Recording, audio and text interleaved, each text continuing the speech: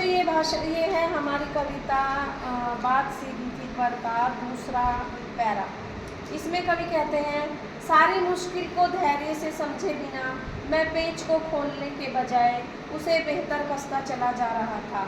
अब कवि ने उसे उदाहरण देकर बताया है कि जिस तरह हम किसी उसका मशीन का पेच कसते हैं ना, पेच को हमें करना तो ढीला है, खोलना है उसको पेचकस से, लेकिन हमें नहीं पता किस साइड से हमें वो पेचकस घुमाना है, तो उसे और टाइट करते चले गए तो मशीन कैसे खुलेगी, वो तो और टाइट हो गया। इसी तरह वो एग्जाम्पल देकर बता रहे हैं कि मैं भाषा को आसान करता गया, इस चक्कर में वो भाषा और उलझती गई और मैं उसमें फंसता चला गया।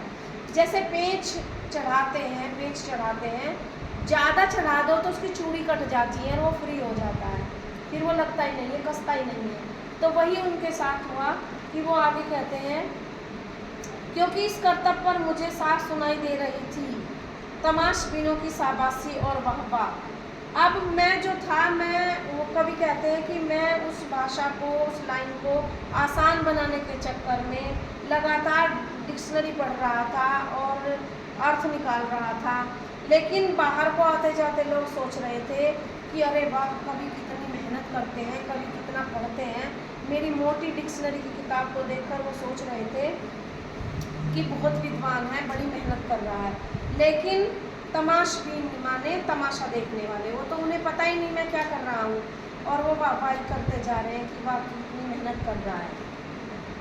आखिरकार वही हुआ जिसका मुझे डर था, जोर जबरदस्ती से बात की चूड़ी मर गई और वह भाषा में बेकार घूमने लगी। अब क्या होता है वही बताया कवि ने, जैसे मैंने बताया था कि अगर आप पेचकस को ज़्यादा कस दोगे तो वो फ्री हो जाएगा, चूड़ी मर जाएगी उसकी। तो इसी तरह से मैं भी बात को सरल बनाने के चक्कर में उसमें इतना उलझ गया, मैंने वो भाषा इतनी कठिन हो गई मेरे लिए कि मैं उसे समझ ही नहीं पाया।